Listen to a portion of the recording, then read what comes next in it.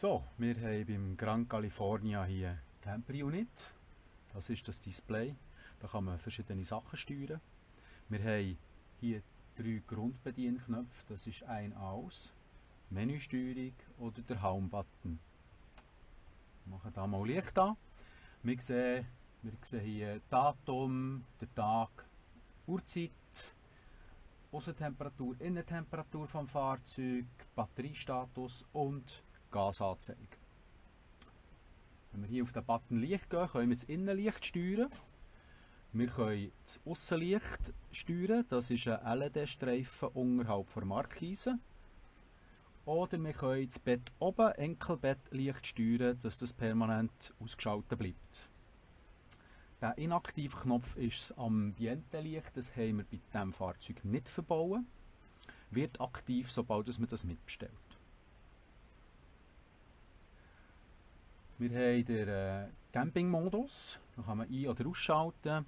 Wenn man den einschaltet, dann wird die Drittstufe so gesteuert, dass sie immer draussen bleibt und dass man beim Schließen und Öffnen vom Fahrzeug keine Quittierung bekommt und das Coming Home, Living Home auch automatisch ausgestellt ist.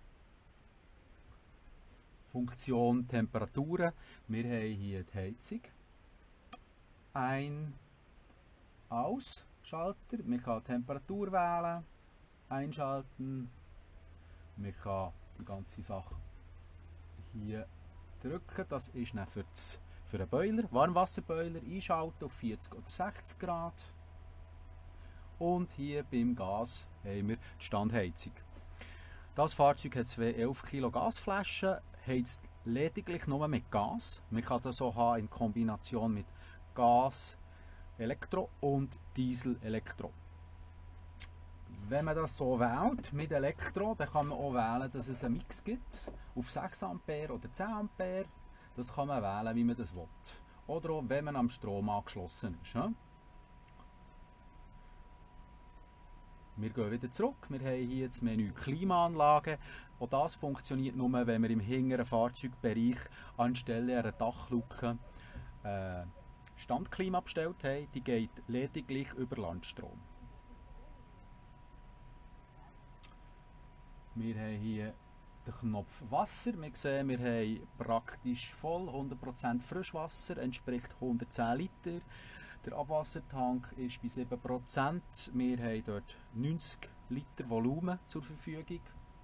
Und wenn man das Wasser von aussen auffüllt, kann man akustisch hören, wie viel das man ungefähr gefüllt hat, falls man nicht mit vollem Tank auf die Fahrt will. Dann kann man hier drücken. Ist jetzt ein Dauerton, da der Tank voll ist. Voilà. Wir haben hier den Batteriestatus. Wir haben 74% ist die Bordbatterie gefüllt worden. Wir haben letzte Nacht Landstrom gehabt. Jetzt durch das Fahren wird es sich dann wieder ein bisschen aufladen und es reicht sehr weit. Wir haben zusätzlich Solarzellen auf dem Fahrzeug, die permanent nachladen. Da haben wir allgemeine Einstellungen. Man kann hier das Datum, die Uhrzeit, die Sprache ändern. Drittstufensteuerung wieder, ob man mit Schiebetür auf zu das Trittbrett ausfahren oder permanent draussen lassen. Zusätzlich ist hier wieder das Licht, wo man Coming Home, Living Home, hier heisst es jetzt Welcome Goodbye Licht, kann ein- oder ausschalten, wie auch die Ambientebeleuchtung, das ist eine zweite LED-Reihe zwischen den Ablageschäftchen. Ist in diesem Fahrzeug nicht verbaut, da nicht aktiv. Zusätzlich haben wir hier das Entertainment, man kann eine SAT-Anlage mitbestellen, wie auch ein Soundsystem, bei diesem Fahrzeug auch nicht verbaut.